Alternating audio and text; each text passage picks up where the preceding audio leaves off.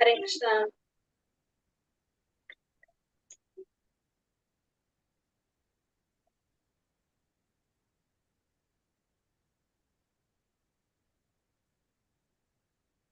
ഹരേ കൃഷ്ണ. ഓം നമോ ഭഗവതേ വാസുദേവായ. ഓം നമോ ഭഗവതേ വാസുദേവായ. ഓം നമോ ഭഗവതേ വാസുദേവായ. ഓം അജ്ഞാനതിമിരാന്തസ്യ ജ്ഞാനാഞ്ജനാശലാകയ ചക്ഷുരുന്മീലിതം യേന തസ്മൈ ശ്രീ ഗുരവേ നമഃ. നമോ വിഷ്ണുപാദായ കൃഷ്ണപ്രേഷ്ഠായ ഭൂതലേ ശ്രീമതേ ഭക്തിവേദാന്ത സ്വാമിനിധി നാമിനേ. നമസ്തേ സാരസ്വതേ ദേവേ ഗൗരവാണി പ്രചാരിണേ നിർവിശേഷ ശൂന്യവാദി പാശ്ചാത്യദേശധാരിണേ. ജയ ശ്രീ കൃഷ്ണ ചൈതന്യ പ്രഭു നിത്യാനന്ദ ശ്രീ അദ്വൈത ഗദാധര ശ്രീവാസാദി ഗൗര ഭക്തവൃന്ദ. ഹരേ കൃഷ്ണ കൃഷ്ണ കൃഷ്ണ ഹരേ ഹരേ, ഹരേ രാമ രാമ രാമ ഹരേ ഹരേ. ഹരേ കൃഷ്ണ. ശ്രീ ശ്രീ രാധാ ഗോവിന്ദ് ടെമ്പിൾ ഇസ്കോൺ മാംഗ്ലൂരിന്റെ ഈശോപനിഷത്ത് ക്ലാസ്സിലേക്ക് എല്ലാവർക്കും സ്വാഗതം. ഹരേ കൃഷ്ണ. എല്ലാവർക്കും പ്രണാമം. ഹരേ കൃഷ്ണ. അപ്പൊ നമ്മളിന്ന് ഈശോപനിഷത്ത് മന്ത്രം 4, നാലാമത്തെ മന്ത്രം അല്ലെ. ആദ്യത്തെ 4 മന്ത്രം നമ്മൾ പഠിച്ചു. ധ്യാന മന്ത്രം പഠിച്ചു. 1, 2, 3 മന്ത്രം പഠിച്ചു. മനസ്സിലായ എല്ലാവർക്കും 4 മന്ത്രം? അപ്പൊ ധ്യാന മന്ത്രത്തിൽ നമ്മൾ എന്താ കണ്ടത്? ഭഗവാൻ സമ്പൂർണ്ണൻ, സത്യമാണ്, പരിപൂർണനാണ്. അപ്പൊ ഭഗവാനിൽ നിന്ന് ഉത്ഭവിക്കുന്നതെല്ലാം എങ്ങനെയായിരിക്കും? പൂർണ്ണങ്ങളായിരിക്കും. എത്ര പൂർണ്ണങ്ങൾ ഉത്ഭവിച്ചാലും ഭഗവാൻ എങ്ങനെ തന്നെ അവശേഷിക്കും? സമ്പൂർണനായിട്ട് തന്നെ അവശേഷിക്കും എന്നാണ് ധ്യാന മന്ത്രത്തിൽ കണ്ടത്. ഒന്നാമത്തെ മന്ത്രത്തിൽ കണ്ടത് ഈ പ്രപഞ്ചത്തിലുള്ള സർവ്വചരാചരങ്ങളും ഭഗവാന്റെ ഉടമസ്ഥതയിലും നിയന്ത്രണത്തിലുമുള്ളതാണ്. ഓരോരുത്തർക്കും ഭഗവാൻ ഒരു വിഹിതം നീക്കി വെച്ചിട്ടുണ്ട്. അത് മാത്രം നമ്മൾ സ്വീകരിക്കാൻ പാടുള്ളൂ, മറ്റുള്ളവരുടെ നമ്മൾ ആശിക്കാൻ പാടില്ല എന്നുള്ളതാണ് ഒന്നാമത്തെ മന്ത്രത്തിൽ കണ്ടത് അല്ലെ. രണ്ടാമത്തെ മന്ത്രത്തിൽ പറഞ്ഞു അതേപോലെ ആ പറഞ്ഞ പോലെ നീക്കി വെച്ച പോലെ നമ്മള് കഴിയുകയാണെങ്കിൽ നമുക്ക് 100 കണക്കിന് വർഷം ജീവിക്കാൻ ആഗ്രഹിക്കാം. കർമ്മബന്ധനത്തിൽ നമ്മൾ തളയ്ക്കപ്പെടുന്നില്ല. മനുഷ്യൻ ഇതല്ലാതെ വേറൊരു വഴിയില്ല എന്നാണ് രണ്ടാമത്തെ മന്ത്രത്തില് നമ്മൾ കണ്ടത്. മൂന്നാമത്തെ മന്ത്രത്തിൽ നമ്മൾ എന്താ പറഞ്ഞത്? ആത്മസാക്ഷാത്കാരത്തിന് ശ്രമിക്കാത്തവൻ അല്ലെങ്കിൽ ആത്മഹന്താവ് ഏതൊരുവനായാലും എന്ത് വേണ്ടി വരും?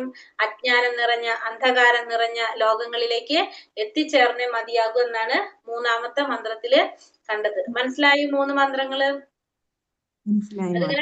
ചെയ്ത് പഠിക്കാം. നിങ്ങൾക്ക് അപ്പോഴും ഓർമ്മ ഉണ്ടാവുള്ളൂ. അല്ലെങ്കിൽ ഇത് 8 പഠിച്ചു വരുമ്പോ നമുക്ക് ഏതാണെന്ന് മനസ്സിലാവില്ല കേട്ടോ. അപ്പൊ ആദ്യത്തെ ഇങ്ങനെ നിങ്ങൾ ചിന്തിച്ച് കണക്ട് ചെയ്ത് പോകുമ്പോ നമുക്ക് ആദ്യത്തെ 3 മന്ത്രം ഓർമ്മ വരും. ആദ്യത്തെ ഭഗവാൻ ഓരോരുത്തർക്ക് നീക്കി വെച്ച വിഹിതം മാത്രം എടുക്കാൻ പാടുള്ളൂ എന്ന് പറയുന്നത്. അങ്ങനെ കഴിയുകയാണെങ്കിൽ നമുക്ക് എന്ത് സാധിക്കും? എത്ര നാള് വേണമെങ്കിലും ഇവിടെ നിൽക്കാം എന്നുള്ളത് രണ്ടാമത്തെ. മൂന്നാമത്തത് സാക്ഷാത്കാരത്തിന് ശ്രമിക്കാത്തവർ ആരായാലും അജ്ഞാനം നിറഞ്ഞ, അന്ധകാരം നിറഞ്ഞ ലോകങ്ങളിലേക്ക് എത്തിച്ചേർന്നേ മതിയാകും എന്നാണ് 3 മന്ത്രം നമ്മൾ കണ്ടത്. പ്ലസ് ധ്യാന മന്ത്രവും പറഞ്ഞു. ഇനി 4ാമത്തെ മന്ത്രം ഭഗവാന്റെ മഹത്വങ്ങളെ കുറിച്ച് പറയുന്നതാണ്. 4ാമത്തത് ഭഗവാന്റെ മഹത്വങ്ങൾ, അതാണ് 4ാമത്തെ മന്ത്രത്തിൽ പറയുന്നത്. 5ാമത്തെ മന്ത്രം ഭഗവാന്റെ വൈരുദ്ധ്യങ്ങളെ കുറിച്ചാണ് പറയുന്നത്. ഭഗവാന്റെ വൈരുദ്ധ്യങ്ങള് നമ്മുടെ ചിന്തകൾക്ക് നമ്മൾ എപ്പോഴും പറയില്ല അചിന്ത്യമാണെന്ന് പറയും. എല്ലാം നമ്മുടെ ചിന്തകൾക്ക് അപ്പുറത്താണ് ഭഗവാനെ കുറിച്ച് പറയാനായിട്ട്. അപ്പൊ ഒന്ന് ഭഗവാന്റെ മഹത്വങ്ങൾ എന്തൊക്കെയാണ് എന്നുള്ളതും പിന്നെ ഭഗവാന്റെ വൈരുദ്ധ്യങ്ങൾ, അതാണ് 4ഉം 5ഉം മന്ത്രങ്ങള് പറയുന്നത്. നമുക്ക് 4ാമത്തെ മന്ത്രത്തിലേക്ക് പോകാം.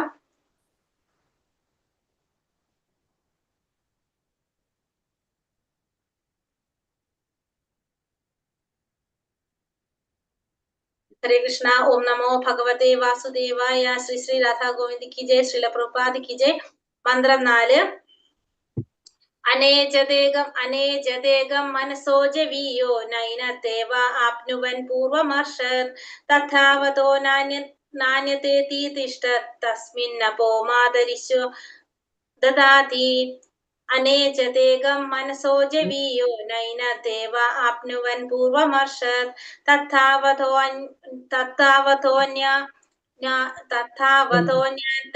തിഷ്ഠത് തസ്മിന്നപോ മാതരിശോ ദദാതി. അനേജദേകം മനസോജവീയോ നൈനത്തേവ ആപ്നുവൻ പൂർവമർഷത് തഥാവതോന്യതേതി തിഷ്ഠത് തസ്മിന്നപോ മാതരിശോ ദദാതി. എന്താ പറയുന്നത്? ഭഗവാന് അനേജ ഏകം എന്ന് പറഞ്ഞത് ഒരിക്കലും ഇളകാത്തതാണ്. അതായത് ഭഗവാന്റെ മഹത്വങ്ങളാണെന്ന് പറഞ്ഞു അല്ലെ നമ്മള്. അപ്പൊ ഭഗവാൻ എങ്ങനെയാണ്? സ്വധാമസ്ഥനാണെങ്കിലും ഭഗവാൻ എപ്പോഴും എവിടെയാണ്? സ്വധാമത്തിലാണ്. ഭഗവാൻ ഒരിക്കലും ഭഗവാന്റെ സ്വധാമം വിട്ടിട്ട് വൃന്ദാവനം വിട്ട് എങ്ങോട്ടും പോകുന്നില്ല. ഭഗവാൻ സ്വധാമസ്ഥനാണ്. പക്ഷെ പരമപുരുഷനായിട്ടുള്ള ഭഗവാൻ സ്വധാമസ്ഥനെങ്കിലും മനസ്സിനേക്കാൾ വേഗത കൂടിയവനാണ്. നമ്മള് ആലോചിക്കുമ്പോഴേക്കും ഭഗവാൻ എവിടെ എത്തും? നമ്മുടെ ഉള്ളിലെത്തും. അതുകൊണ്ട് ഭഗവാൻ മനസ്സിനേക്കാൾ വേഗത കൂടിയവനാണ് ഭഗവാൻ. മറ്റെല്ലാവരെയും അതിക്രമിക്കാൻ കഴിയുന്നവനാണ് ഭഗവാൻ. മനസ്സിനേക്കാൾ വേഗത കൂടിയവനും എല്ലാവരെയും അതിക്രമിക്കാൻ കഴിയുന്നവനുമാണ്. ശക്തിമാന്മാരായ ദേവന്മാർക്ക് അദ്ദേഹം അപ്രാപ്യനാണ്. ശക്തിമാന്മാരായിട്ടുള്ള ദേവന്മാർക്ക് പോലും ഭഗവാൻ എങ്ങനെയാണ്?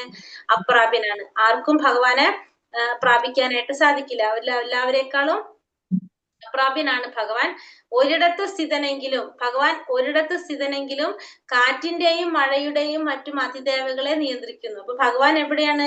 സ്വധാമത്തിലാണ്. ഭഗവാന്റെ ഗോലോക വൃന്ദാവനത്തിലാണെങ്കിലും ഭഗവാൻ എന്ത് ചെയ്യുന്നുണ്ട്? എല്ലാവരും നിയന്ത്രിക്കുന്നുണ്ട്. കാറ്റിന്റെ ദേവനെ, മഴയുടെ ദേവനെ, മറ്റുള്ള ദേവന്മാരെ എല്ലാവരും ഭഗവാൻ നിയന്ത്രിക്കുന്നു.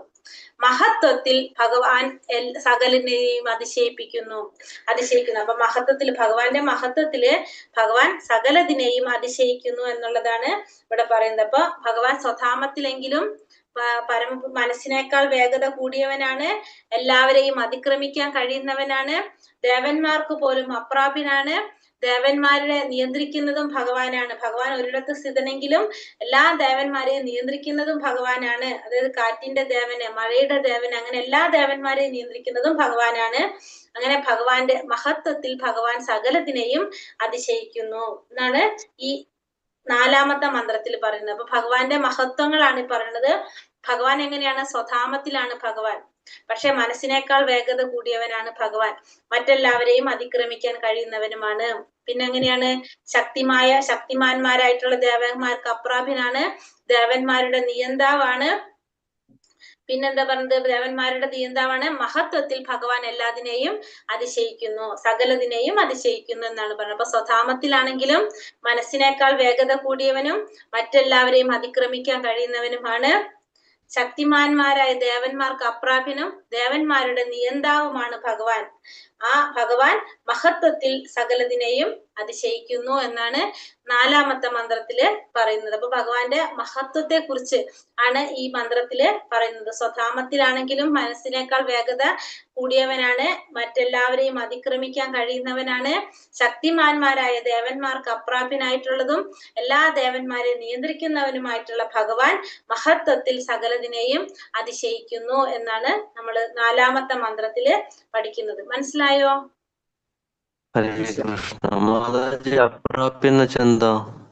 ഭഗവാനെ മറ്റുള്ളവർക്ക് പ്രാപിക്കാൻ സാധിക്കില്ല. ഭഗവാനെ നമുക്ക് പ്രാപിക്കണമെങ്കിൽ എന്ത് വേണം? ഭഗവാൻ തന്നെ വിചാരിക്കണം അല്ലെ? അല്ലാതെ നമ്മൾ വിചാരിക്കുന്ന പോലെ നമുക്ക് ഭഗവാനെ പ്രാപിക്കാൻ സാധിക്കുമോ? ദേവന്മാർക്ക് പോലും ആർക്കും പ്രാപിക്കാൻ സാധിക്കില്ല ഭഗവാനെ.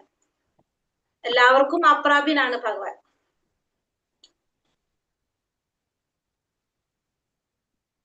ഹരേ കൃഷ്ണ.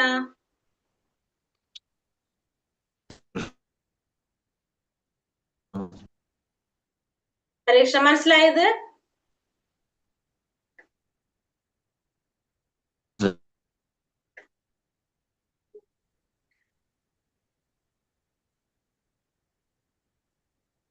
വൈരുദ്ധ്യങ്ങളാണിത്. പരമപുരുഷൻ നടക്കുന്നില്ല. ഇത് അടുത്ത ശ്ലോകത്തിൽ വരുന്നതാണ്. ഈ അഗ്നിയുടെ ഉപമ. അഗ്നിയിൽ നിന്ന് ആവിർഭൂതമാകുന്ന ചൂടിനോടും പ്രകാശത്തോടും ഭഗവത് ശക്തികളെ വിഷ്ണു പുരാണങ്ങളിൽ ഉപമിക്കുന്നുണ്ട്. അപ്പൊ നമുക്കറിയാം അഗ്നി, ഭഗവാനെ നമ്മൾ കഴിഞ്ഞ ശ്ലോകത്തിൽ നമ്മൾ കണ്ടിരുന്നു. ഭഗവാനെ നമ്മള് അഗ്നിയോട് ഉപമിച്ചു.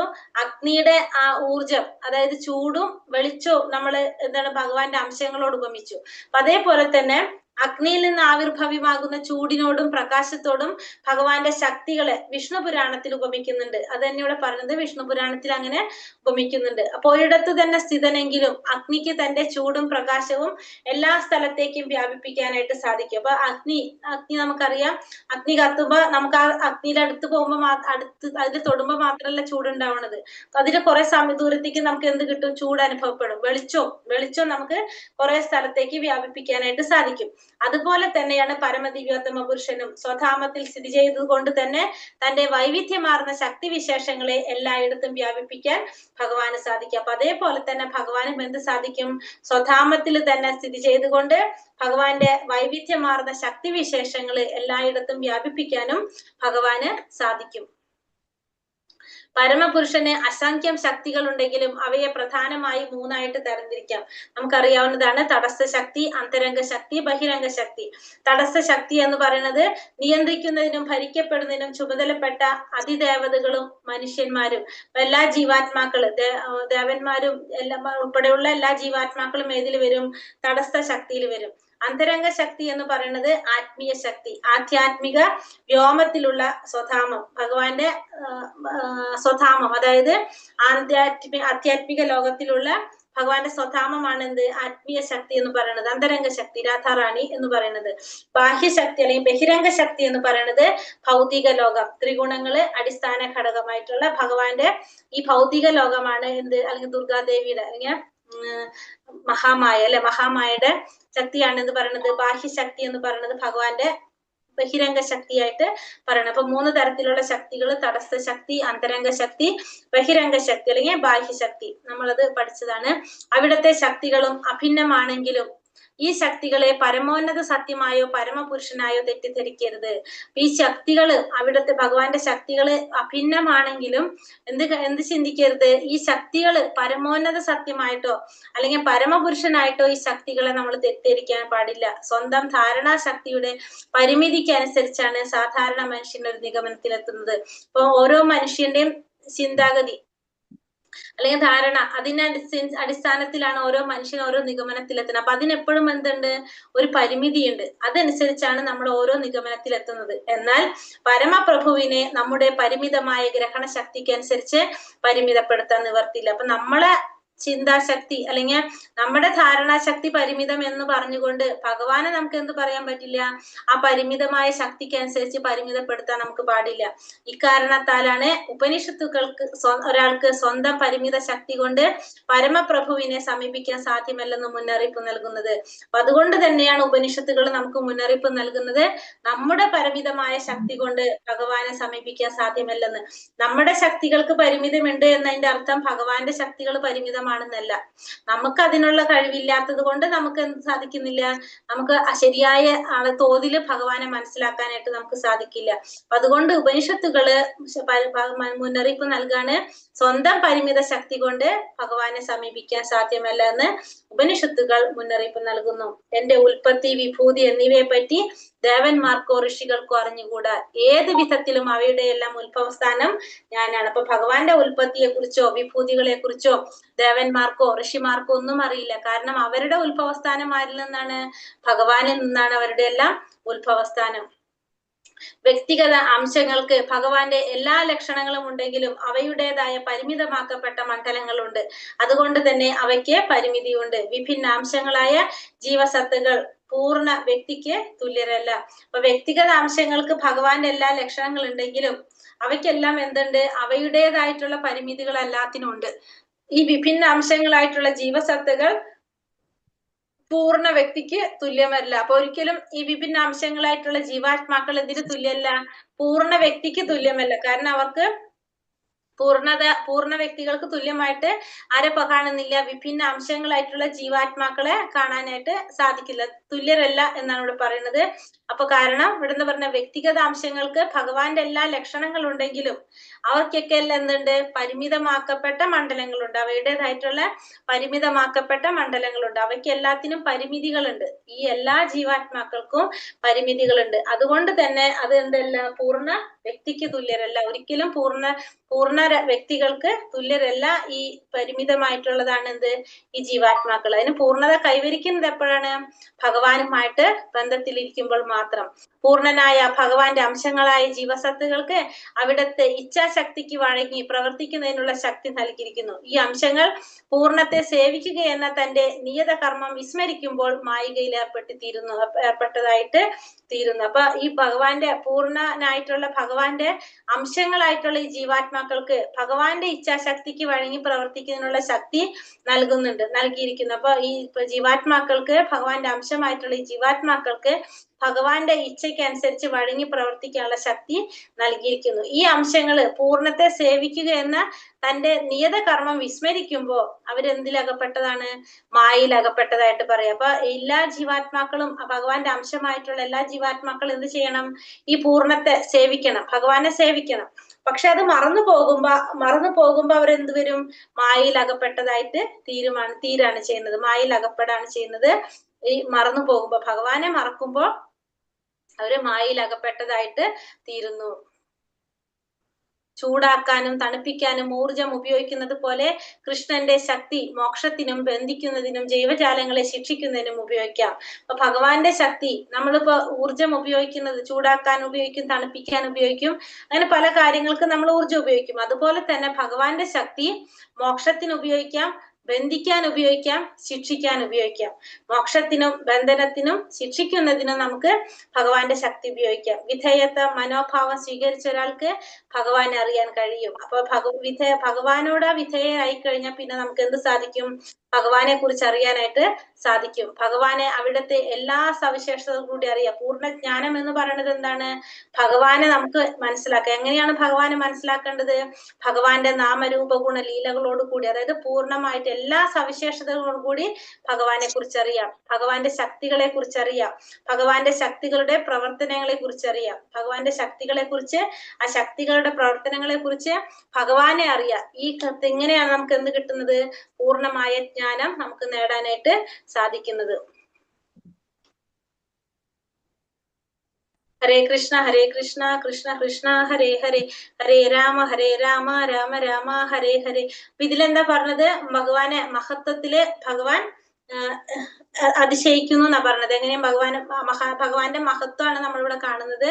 ഭഗവാൻ എങ്ങനെയാണ്? സ്വധാമത്തിലാണെങ്കിലും പരമപുരുഷൻ മനസ്സിനേക്കാൾ വേഗത കൂടിയവനും മറ്റെല്ലാവരെയും അതിക്രമിക്കാൻ കഴിയുന്നവനാണ്. ശക്തന്മാരായ ദേവന്മാർക്ക് പോലും അപ്രാപ്യനാണ്.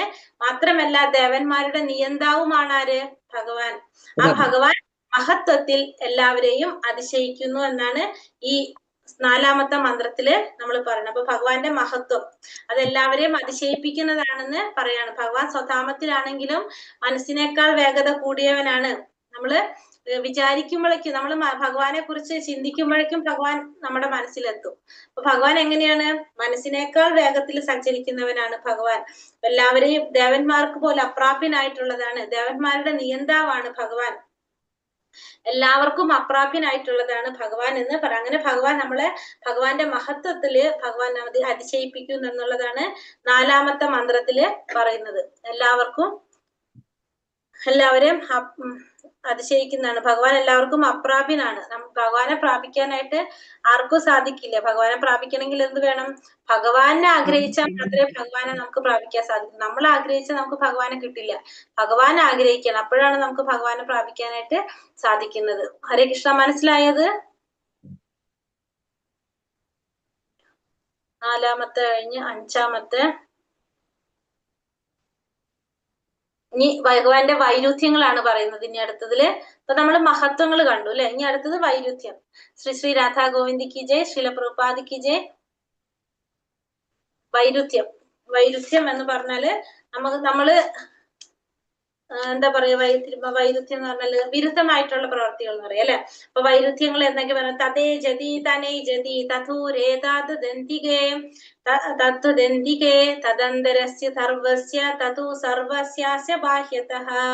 തതേ ജതി തനൈ ജതി തഥൂരേ തദ്ദന്തികേ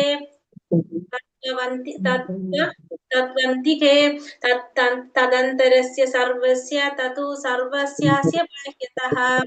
തതേ ജതി തനൈ ജതി തദ്വേരേ തദ്വന്തികേ തദന്തരസ്യ സർവസ്യ തതു സർവസ്യാസ്യ ബാഹ്യതഃ. ഇതെന്താ പറയുന്നത്? സർവേശ്വരൻ ചലിക്കുന്നു, ചലിക്കാതിരിക്കുകയും ചെയ്യുന്നു. അവിടുന്ന് വിദൂരസ്ഥനെങ്കിലും സമീപസ്ഥനാണ്, സകലതിന്റെയും അകത്തും പുറത്തും സ്ഥിതി ചെയ്യുന്നു. അപ്പൊ ഭഗവാൻ എങ്ങനെയാണ്? ചലിക്കുന്നുണ്ട്, ചലിക്കാതിരിക്കുന്നുണ്ട്. വിദൂരസ്ഥനാണെങ്കിലും സമീപസ്ഥനാണ്, എല്ലാത്തിന്റെ അകത്തും പുറത്തും സ്ഥിതി ചെയ്യുന്നു. ഇതാണ് ഭഗവാന്റെ അഞ്ചാമത്തെ മന്ത്രത്തിൽ പറഞ്ഞു, ഭഗവാന്റെ വൈരുദ്ധ്യങ്ങൾ. അതായത് നമ്മളെ ചിന്തകൾക്ക് അപ്പുറത്തായിട്ടുള്ള കാര്യങ്ങളാണ് ഇവിടെ പറഞ്ഞത്. ഭഗവാൻ ചലിക്കുന്നു. അപ്പൊ ചലിക്കുന്നു എന്ന് പറഞ്ഞാൽ എന്താണ്? നമുക്കറിയാം, ഒരു വസ്തു ചലിക്കുന്നു എന്ന് പറഞ്ഞാൽ അത് ചലിച്ചുകൊണ്ടേയിരിക്കും. എന്നിട്ട് അടുത്തത് പറഞ്ഞ എന്താണ്? ചലിക്കാതിരിക്കുകയും ചെയ്യുന്നു. ഭഗവാൻ ചലിക്കുന്നില്ല. പിന്നെ ഭഗവാൻ വിദൂരത്തിലാണ്. വിദൂരത്തിലാണെന്ന് നമുക്കറിയാം, വിദൂരസ്ഥനാണ്, ദൂരത്തിലാണ്. എന്നിട്ട് പിന്നെ സമീപത്തിലുമാണെന്ന് പറയുന്നു. പിന്നെ എല്ലാത്തിന്റെ അകത്തുണ്ട്, പുറത്തുമുണ്ട്. ഇതാണ് എന്ത്? വൈരുദ്ധ്യങ്ങളായിട്ട് പറയുന്നത്. അപ്പൊ എങ്ങനെയാണ് പറയുന്നത്? ഭഗവാൻ ചലിക്കുന്നു, ചലിക്കാതിരിക്കുന്നു, വിദൂരസ്ഥനാണെങ്കിലും സമീപസ്ഥനാണ്, സകലതിന്റെയും അകത്തും പുറത്തും സ്ഥിതി ചെയ്യുന്നു എന്നാണ് അഞ്ചാമത്തെ മന്ത്രത്തിൽ പറയുന്നത്. ഭഗവാന്റെ വൈരുദ്ധ്യങ്ങൾ പറയുന്നതാണ്. ഭഗവാൻ ചലിക്കുന്നു, ചലിക്കാതിരിക്കുന്നു, വിദൂരസ്ഥനെങ്കിലും സമീപസ്ഥനാണ്, സകലതിന്റെയും അകത്തും പുറത്തും സ്ഥിതി ചെയ്യുന്നു എന്നുള്ളതാണ് ഈ അഞ്ചാമത്തെ മന്ത്രത്തില് പറയുന്നത്. ചലിക്കുന്നു, ചലിക്കാതിരിക്കുന്നു, വളരെ വിദൂരസ്ഥനെങ്കിലും സമീപസ്ഥനാണ്, സകലതിന്റെയും അകത്തും പുറത്തും സ്ഥിതി ചെയ്യുന്നു. അപ്പൊ ഒരാള്, നമ്മളിപ്പോ പറയാണ്, ഒരാള് നടക്കുന്നു എന്ന് പറഞ്ഞ എന്താണ്? അയാള് നടക്കും, അയാള് കാലോട്ട് ഇങ്ങനെ നടക്കും. പക്ഷെ നടക്കുന്നു എന്ന് പറഞ്ഞിട്ട് നടക്കാതിരിക്കുന്നു എന്ന് പറഞ്ഞാലോ അത് പരസ്പര വിരുദ്ധായി അല്ലെ? അപ്പൊ അതാണ് ഇവിടെ ഭഗവാന്റെ കാര്യത്തിൽ പറയണത്, ചലിക്കുന്നു, ചലിക്കാതിരിക്കുന്നു. അപ്പൊ നമ്മളൊരാള് നടക്കുന്നു എന്ന് പറഞ്ഞാൽ അയാൾ എന്തിരിക്കും? അയാൾ നടന്നിരിക്കും, അയാൾ നടക്കാണ്, പിന്നെ അവിടെ വേറെ ഒന്നുമില്ല. പക്ഷെ ഇവിടെ എന്താ പറഞ്ഞത്? ചലിക്കുന്നുണ്ട്, ചലിക്കാതിരിക്കുന്നുണ്ട്. വിദൂരത്തിലാണെങ്കിൽ സമീപസ്ഥനാണ്, എല്ലാത്തിന്റെയും അകത്തുമുണ്ട്, പുറത്തുമുണ്ട് എന്നാണ് പറയുന്നത്. അതായത് ഭഗവാന്റെ ധാമം ഭൗതിക അന്തരീക്ഷത്തിന് അതീതമാണ്. എന്നാൽ വളരെ അകലെ എന്ന വസ്തുതയ്ക്ക് വിരുദ്ധമായി പ്രഭുവിനെ പെട്ടെന്ന് മനസ്സിനേക്കാൾ വേഗത്തിൽ നമ്മുടെ മുന്നിൽ എത്തിച്ചേരാൻ കഴിയുന്നു. എന്നിട്ടും പരമപുരുഷൻ നമ്മുടെ മുന്നിൽ പ്രത്യക്ഷനാകുമ്പോൾ നാം ഭഗവാനെ ഒരു സാധാരണ മനുഷ്യനായി കരുതി അവഗണിക്കുന്നു. അപ്പൊ ഭഗവാന്റെ ധാമം എന്ന് പറയുന്നത് ഈ ഭൗതികത്തിന്റെ അപ്പുറത്തുള്ളതാണ് ഭഗവാന്റെ ലോകം. നമുക്കറിയാം, ഈ ഭൗതിക പ്രപഞ്ചം, അത് കഴിഞ്ഞ് ആത്മീയ ലോകങ്ങൾ കഴിഞ്ഞിട്ടാണ് അതിന്റെ മുകളിലാണ് എന്ത് വരുന്നത്? ഭഗവാന്റെ ലോകം വരുന്നത്. അതും എങ്ങനെയാണ്? വളരെ ദൂരത്താണ് ഭഗവാന്റെ ലോകം, ഭൗതിക ലോകം. അപ്പൊ ഭഗവാന്റെ ധാമം ഭൗതിക അന്തരീക്ഷത്തിന് അതീതമാണ്. എന്നാലും വളരെ അകലെ എന്ന വസ്തുതയ്ക്ക് വിരുദ്ധമായിട്ട് ഭഗവാൻ പെട്ടെന്ന് മനസ്സിനേക്കാളും വേഗത്തിൽ നമ്മുടെ മുന്നിൽ എത്തിച്ചേരാൻ കഴിയുന്നു. അപ്പൊ ഇത്രയും ദൂരത്താണെങ്കിലും മനസ്സിനേക്കാളും വേഗത്തിൽ ഭഗവാന് നമ്മുടെ മുന്നിൽ എത്തിച്ചേരാനായിട്ട് കഴിയും. എന്നിട്ടും ആ പരമപുരുഷൻ നമ്മുടെ മുന്നിൽ പ്രത്യക്ഷനാകുമ്പോൾ നാം ഭഗവാനെ സാധാരണ മനുഷ്യനായി കരുതി അവഗണിക്കുന്നു. ഇവിടെ പറഞ്ഞത്, പരമപുരുഷൻ നമ്മുടെ മുന്നിൽ പ്രത്യക്ഷനാകുമ്പോൾ നാം ഭഗവാനെ സാധാരണ മനുഷ്യനായിട്ട് കരുതിയിട്ട് അവഗണിക്കുകയാണ് ചെയ്യുന്നത്. ഇത്രയും മുന്നിൽ പെട്ടെന്ന് വളരെ വേഗത്തിൽ ഭഗവാൻ നമ്മുടെ മുന്നിൽ എത്തിച്ചേർന്നിട്ടും നമ്മൾ ഭഗവാൻ എങ്ങനെ കാണും? ഒരു സാധാരണ മനുഷ്യനായിട്ട് കരുതിയിട്ട് ഭഗവാനെ നമ്മൾ അവഗണിക്കുന്നു എന്ന് ഭഗവത്ഗീതയിൽ നമ്മൾ പറയുന്നുണ്ടത്. ഭഗവാന്റെ അചിന്ത്യ ശക്തികളാൽ നിറവേറ്റപ്പെടുന്ന അതീന്ദ്രിയ കർമ്മങ്ങളാണിത്. അപ്പൊ ഈ പറഞ്ഞതൊക്കെ ഭഗവാന്റെ അചിന്ത്യമായ ശക്തികൾ, നമ്മുടെ ചിന്തകൾക്ക് അപ്പുറത്താണ് ആര്? ഭഗവാന്റെ ചിന്തകളും ഭഗവാന്റെ ശക്തികളെല്ലാം തന്നെ, പ്രവർത്തികളെല്ലാം തന്നെ അതീന്ദ്രിയമായിട്ടുള്ള കർമ്മങ്ങളാണിത്. അപ്പൊ ഇതൊക്കെ ഭഗവാന്റെ അതീന്ദ്രിയമായിട്ടുള്ള കർമ്മങ്ങളായിട്ടാണ് പറയുന്നത്. ഇത്തരം വൈരുദ്ധ്യം അവിടത്തെ വർണ്ണനാതീതമായ ശക്തിവിശേഷത്തെ വെളിവാക്കുന്നു. കൃഷ്ണൻ എല്ലാ വൈരുദ്ധ്യങ്ങൾക്ക് അതീതമാണ്. അപ്പൊ ഭഗവാന്റെ ഈ വൈരുദ്ധ്യം നമുക്ക് വർണ്ണനാതീതമായ ശക്തിവിശേഷത്തെ വെളിവാക്കുന്നതാണ് എന്ത്?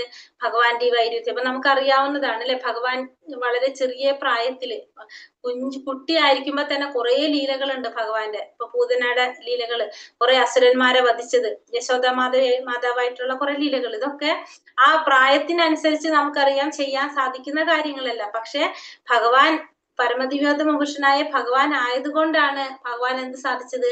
അതൊക്കെ ചെയ്യാൻ സാധിക്കുക. അപ്പൊ അതൊക്കെ ഭഗവാന്റെ എന്താണ്? വൈരുദ്ധ്യങ്ങളാണ്. നമുക്ക് ചിന്തിക്കുന്നതിന്റെ അപ്പുറത്തുള്ള ഭഗവാന്റെ ലീലകളാണ്, പ്രവൃത്തികളാണത്. അപ്പൊ വർണ്ണനാതീതമായ ശക്തിവിശേഷത്തെ വെളിവാക്കുന്നതാണ് ഇതെല്ലാം തന്നെ. ഭഗവാൻ എല്ലാ വൈരുദ്ധ്യങ്ങൾക്കും അതീതനാണ് ഭഗവാൻ.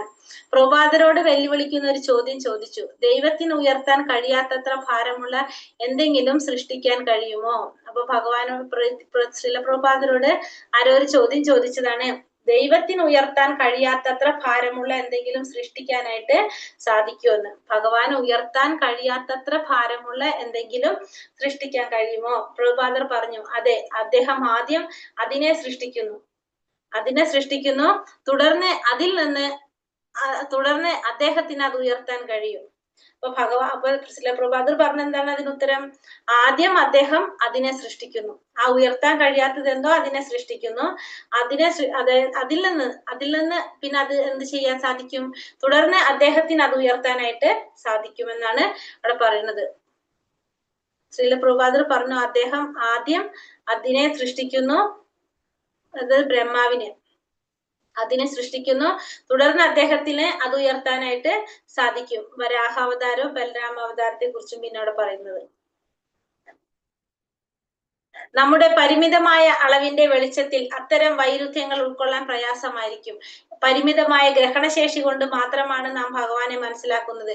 അവ്യക്തിഗത തത്വചിന്തകരായ മായാവാദക്കാർ ഭഗവാന്റെ അപൗരുഷേയ വ്യാപാരങ്ങൾ മാത്രം സ്വീകരിക്കുകയും സകാര രൂപത്തിലുള്ള ലീലകളെ നിരാകരിക്കുകയും ചെയ്യുന്നു. അപ്പൊ മായാവാദികൾ എന്താ ചെയ്യുന്നത്, അല്ലെങ്കിൽ അവ്യക്തിഗതവാദികൾ ചെയ്യുന്നത് ഭഗവാന്റെ അപൗരുഷേയ വ്യാപാരങ്ങൾ, അതായത് നമ്മുടെ സാധാരണ മനുഷ്യർക്ക് ചെയ്യാൻ സാധിക്കുന്നതിനപ്പുറത്തായിട്ടുള്ള ഭഗവാന്റെ വ്യാപാരങ്ങൾ മാത്രം അവർ സ്വീകരിക്കുന്നു.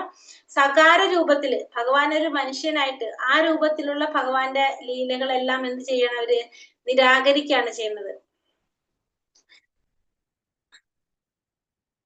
അവ്യക്തിഗതവാദികള് ഭഗവാന്റെ അപൗരുഷേയമായിട്ടുള്ള വ്യാപാരങ്ങൾ മാത്രം സ്വീകരിക്കുന്നു, അല്ലാത്തുള്ള ലീലകളെ മുഴുവൻ എന്ത് ചെയ്യുന്നവര് നിരാകരിക്കുന്നു. എന്നാൽ ഭാഗവത സമ്പ്രദായക്കാര്, ഭഗവാന്റെ ഭക്തന്മാര് പരമപ്രഭുവിനെ അചിന്ത്യ ശക്തികളെ സ്വീകരിക്കുന്നതിനാൽ അവിടുന്ന് ഒരേ സമയം സകാരനും നിരാകാരനുമാണെന്ന് മനസ്സിലാക്കുന്നു. പക്ഷെ ഭാഗവത സമ്പ്രദായക്കാർക്ക് എന്തറിയാം, ഭഗവാനെ ഒരേ സമയം തന്നെ സകാരനായിട്ടും നിരാകാരനായിട്ടും മനസ്സിലാക്കാനായിട്ടാണ് ആർക്ക് സാധിക്കുന്നത്? ഭാഗവത സമ്പ്രദായക്കാർക്ക്, ഭഗവാന്റെ ഭക്തന്മാർക്ക് സാധിക്കുന്നത്. യഥാമാം പ്രപദ്യന്തേ താം തഥൈവാപചാമ്യഹം. എന്നിൽ ശരണം പ്രാപിക്കുന്നതനുസരിച്ച് ഏവർക്കും ഞാൻ തക്കതായ പ്രതിഫലം നൽകുന്നു. അപ്പൊ ഭഗവാൻ എപ്രകാരമാണോ ഭഗവാനെ ഓരോരുത്തരും ശരണം പ്രാപിക്കുന്നത്, അതനുസരിച്ചാണ് ഭഗവാൻ ഓരോരുത്തർക്കും പ്രതിഫലം നൽകുന്നത്. ഭഗവാൻ എങ്ങനെ നമ്മൾ ശരണം പ്രാപിക്കുന്നോ അതനുസരിച്ച് നമുക്ക് ഭഗവാൻ പ്രതിഫലം നൽകും. ഒരു ഭക്തനായിട്ട് ഭഗവാനെ കാണാണ്, ഭഗവാനെ സേവിക്കാൻ ആഗ്രഹിക്കുകയാണെങ്കിൽ അത് ആ രീതിയിലായിരിക്കും നമുക്ക് അതിനുള്ള പ്രതിഫലം ഭഗവാൻ നൽകുന്നത്. ഏത് ഭാവത്തിൽ അല്ലെങ്കിൽ ഏത് രൂപത്തിലാണോ നമ്മൾ ഭഗവാനെ സേവിക്കുന്നത് അല്ലെങ്കിൽ ആഗ്രഹിക്കുന്നത്, അതിനനുസരിച്ചാണ് ഭഗവാൻ നമുക്ക് പ്രതിഫലം നൽകുന്നത്. ഭക്തന്റെ ശരണാഗതിയുടെ തോതനുസരിച്ച് താൻ പ്രതിഫലം നൽകുന്നുവെന്ന് ഭഗവത്ഗീത 4-ാം അധ്യായം 11-ാം ശ്ലോകത്തിൽ ഭഗവാൻ അരുളി ചെയ്യുന്നു. അപ്പൊ ഭഗവത്ഗീതയിലും ഭഗവാൻ അത് പറയുന്നുണ്ട്. ഓരോരുത്തരുടെയും അളവനുസരിച്ച്, തോതനുസരിച്ച്, എപ്രകാരമാണ് നമ്മൾ ഭഗവാനെ ആഗ്രഹിക്കുന്നത് ആ തോതനുസരിച്ചാണ് ഭഗവാൻ തരുന്നത്, നമുക്ക് തിരിച്ചു തരുന്നത്. അതായത് നമ്മള് ഭഗവാന്റെ ശരണാഗതി പ്രാപിക്കുമ്പോ നമുക്ക് ഓരോരുത്തർക്കും ഓരോ തോതുണ്ട്. നമുക്ക് എല്ലാവരും ഒരുപോലെയല്ല എന്ത് ചെയ്യുന്നത്, ഭഗവാനെ പ്രാപിക്കുന്നത്. അപ്പോ ഓരോരുത്തരുടെയും അളവനുസരിച്ച് അല്ലെങ്കിൽ തോതനുസരിച്ചാണ് ഭഗവാൻ എന്ത് നൽകുന്നത്, അവർക്ക് പ്രതിഫലം നൽകുന്നത് എന്ന് പറയാം. അപ്പൊ എത്രത്തോളം ഭഗവാനെ ഓരോരുത്തരും ആഗ്രഹിക്കുന്നുണ്ടോ അവരുടെ ആ തോതനുസരിച്ചാണ് ഭഗവാൻ ഓരോരുത്തർക്കും ആ പ്രതിഫലം നൽകുന്നത്. ഭഗവത്ഗീതയിൽ 4-ാമത്തെ അധ്യായത്തില് ഭഗവാൻ പറയുന്നുണ്ട്, അല്ലാതെ കാണുന്നവർക്കൊക്കെ മുന്നിൽ സന്നദ്ധനാവില്ലെന്ന് അവിടുത്തെ ഇച്ഛയാണ്. അപ്പോ എല്ലാവരുടെ മുന്നിലും ആരും പ്രത്യക്ഷനാവില്ല, ഭഗവാൻ പ്രത്യക്ഷനാവില്ല. ആരാണോ ഭഗവാനെ സമർപ്പിച്ചവര്, ഭഗവാനെ ശരണാഗതി പ്രാപിച്ചവരാണാരണോ അവർക്ക് മുന്നിലാണ് ആര് പ്രത്യക്ഷനാകുന്നത്, ഭഗവാൻ പ്രത്യക്ഷനാകുന്നത്. അല്ലാതെ കാണുന്നവർക്കൊക്കെ മുന്നിൽ പ്രത്യക്ഷനാകാൻ സന്നദ്ധനാവില്ലെന്നത് അവിടുത്തെ ഇച്ഛയാണ്. അപ്പൊ ഭഗവാന്റെ ഇച്ഛയനുസരിച്ചാണ് ഭഗവാൻ ഒക്കെ ചെയ്യുന്നത്. അപ്പോ നമുക്ക് കാണണം നമ്മൾ അയച്ചിട്ട് കാര്യമില്ല, ഭഗവാൻ ആഗ്രഹിക്കുമ്പോഴാണ് നമുക്ക് ഭഗവാനെ കാണാനായിട്ട് സാധിക്കുന്നത്. ഭഗവാൻ എപ്പോഴാണ് ആഗ്രഹിക്കുന്നത്, നമ്മൾ എപ്രകാരമാണോ ഭഗവാന് സേവനം ചെയ്യുന്നത് ആ ചെയ്യുന്നതിന്റെ തോതനുസരിച്ചാണ് ഭഗവാൻ അത് ആഗ്രഹിക്കുന്നത്. അങ്ങനെ അർപ്പിതാത്മാക്കൾക്ക് അവിടുന്ന് സദാ പ്രാപ്യനാണ്. അപ്പൊ ഭഗവാനെ സമർപ്പിച്ചവർക്ക് അല്ലെങ്കിൽ ശരണാഗതി പ്രാപിച്ചവർക്ക് ഭഗവാൻ സദാ പ്രാപ്യനാണ്. എന്നാൽ സമർപ്പിതല്ലാത്തവർക്ക് അവിടുന്ന് അതിവിദൂരസ്ഥനും അപ്രാപ്യനുമാണ്. അപ്പൊ ഭഗവാനെ സമർപ്പിതമങ്ങളല്ലാത്ത ആത്മാക്കള്, ഭഗവാനെ സമർപ്പിക്കാത്തവർക്ക് ഭഗവാൻ എങ്ങനെയാണ്? അതിവിദൂരസ്ഥനാണ്, അപ്രാപ്യനാണ്. അപ്പൊ അങ്ങനെയുള്ളവർക്ക് ഭഗവാനെ പ്രാപിക്കാൻ സാധിക്കില്ല. ഭഗവാനെ പ്രാപിക്കണമെങ്കിൽ എന്ത് വേണം? ഭഗവാൻ തന്നെ വിചാരിക്കണം. നമ്മൾ എത്രത്തോളം ഭഗവാനോട് നമ്മൾ ആത്മാർത്ഥതയുണ്ട്, ഭഗവാനെ നമുക്ക് വേണമെന്നുള്ള ആഗ്രഹമുണ്ട്, അപ്പൊ ആ തോതനുസരിച്ച് ഭഗവാൻ നമുക്ക് പ്രാപ്യനാകാണ് ചെയ്യുന്നത്. അപ്പൊ നമ്മൾ ആഗ്രഹിക്കുന്നത് അനുസരിച്ചല്ല, ഭഗവാൻ ആഗ്രഹിക്കുന്ന അനുസരിച്ചാണ് നമുക്ക് ഭഗവാൻ പ്രാപ്യനാകുന്നത്. അതുകൊണ്ട് അവിടെ അപ്രാപ്യൻ എന്ന് പറയുന്നത്. ഇതുമായി ബന്ധപ്പെട്ട വേദശാസ്ത്രങ്ങളിൽ കാണുന്ന രണ്ട് വാക്കുകൾ വളരെ പ്രധാനമാണ്. ഒന്ന് സഗുണം, ഒന്ന് നിർഗുണം. സഗുണം എന്ന് വെച്ചാൽ എല്ലാ ഗുണങ്ങളും കൂടി ഉള്ളത്. നിർഗുണം എന്ന് വെച്ചിട്ടുണ്ടെങ്കിൽ ഒരു ഗുണങ്ങളും ഇല്ലാത്തത്. ഇന്ദ്രിയ ഗോചരമായ ഗുണങ്ങളോട് കൂടി അവിടുന്ന് അവതരിക്കുമ്പോൾ അവിടുത്തെ രൂപം ഭൗതികമാണെന്നും അവിടുത്തെ രൂപം ഭൗതിക പ്രകൃതിയുടെ നിയമങ്ങൾക്ക് വിധേയമാണെന്നും അല്ല സഗുണം എന്ന പദം അർത്ഥമാക്കുന്നത്. ചൈതന്യ ചരിതാമൃതം മധ്യലീല 6:141 പറയുന്നതാണ്, ഇന്ദ്രിയ ഗോചരങ്ങളായ ഗുണങ്ങളോട് കൂടി ഭഗവാൻ അവതരിക്കുമ്പോൾ ഭഗവാന്റെ രൂപം ഭൗതികമാണ്, അവിടുത്തെ രൂപം ഭൗതിക പ്രകൃതിയുടെ നിയമങ്ങൾക്ക് വിധേയമാണെന്നുമല്ല സഗുണം എന്ന പദം കൊണ്ട് അർത്ഥമാക്കുന്നത്. സഗുണം എന്ന് വെച്ചാൽ എന്തെല്ലാന്ന് പറയുന്നത്? ഭഗവാൻ ഇവിടെ അവതരിക്കുമ്പോ ഭഗവാന്റെ രൂപം എങ്ങനെയാണ്? ഭൗതികമാണ്. ആ ഭൗതിക രൂപം ഭൗതിക പ്രകൃതിയുടെ നിയമങ്ങൾക്ക് വിധേയമാണെന്നുമല്ല സഗുണം എന്ന പദം കൊണ്ട് അർത്ഥമാക്കുന്നത്. ഏത് വിധത്തിലാണ് ഭഗവാൻ നിർഗുണനാകുന്നത്? അദ്ദേഹത്തിന് ഭൗതിക ആധ്യാത്മിക ശക്തികൾ തമ്മിൽ വേർതിരിവില്ല. ഭഗവാന്റെ ആധ്യാത്മിക ശക്തിയും ഭൗതിക ശക്തിയും തമ്മിൽ വേർതിരിവില്ല. കാരണം എല്ലാ ശക്തികളുടെയും പ്രഭവസ്ഥാനം ആരാണ്? ഭഗവാനാണ്.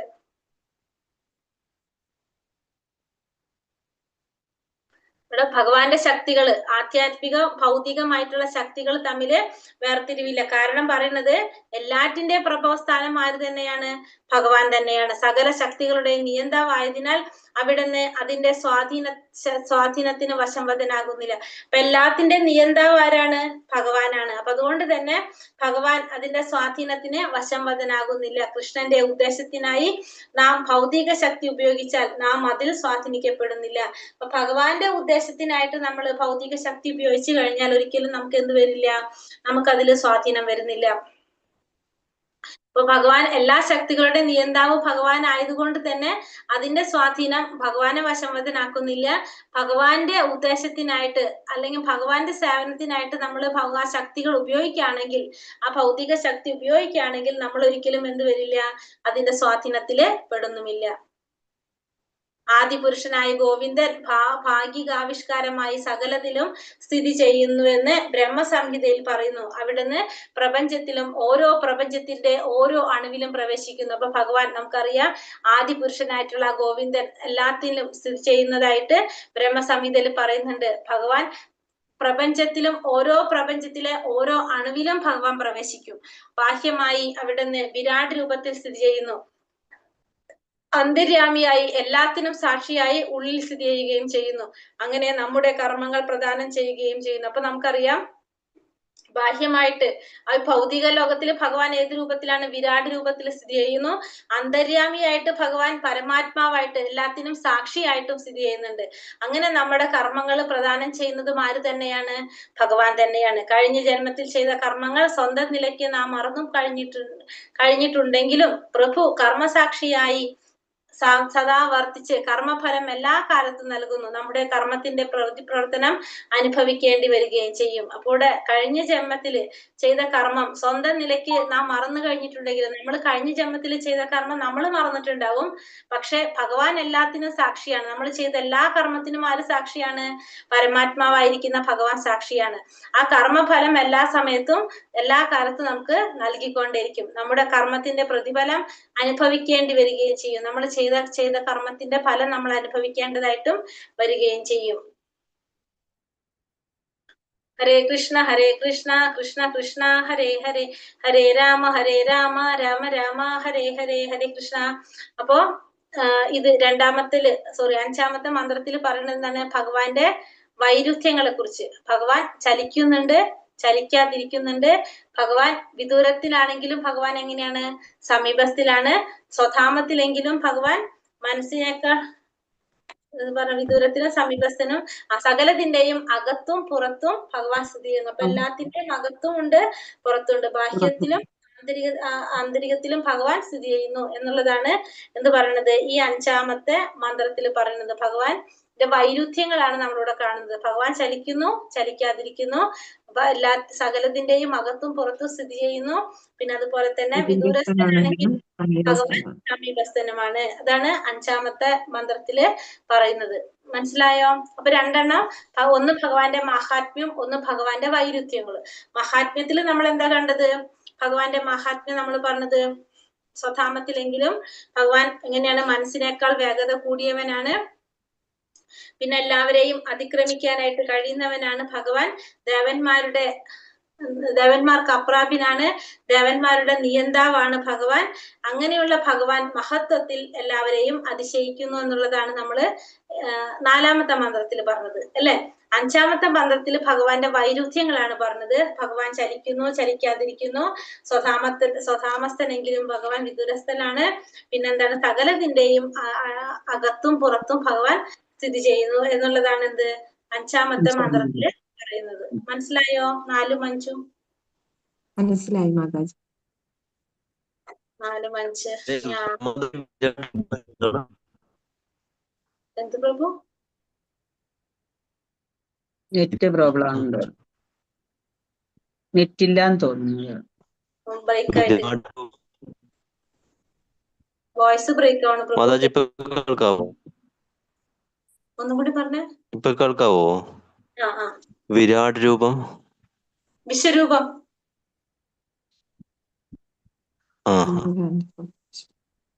ഭൗതിക പ്രപഞ്ചത്തില് ഭഗവാൻ നിറഞ്ഞു നിൽക്കുന്ന വിശ്വരൂപത്തിലൂടെയാണെന്നല്ലേ നമ്മൾ പഠിച്ചത്, ഭഗവത്ഗീതയിൽ പഠിച്ചതല്ലേ. ഭൗതിക ലോകത്തിൽ മാത്രമാണ് ഭഗവാൻ ആ വിശ്വരൂപം കാണിക്കുന്നത്. അത് നമ്മളെപ്പോലുള്ളവർക്ക് മനസ്സിലാക്കി തരാൻ വേണ്ടിയിട്ട് കാണിക്കുന്നതല്ലത്. അതാണ് കേട്ടോ വിരാട് രൂപം.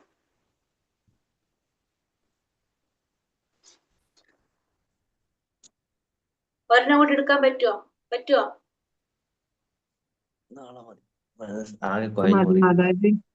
മതിയാ?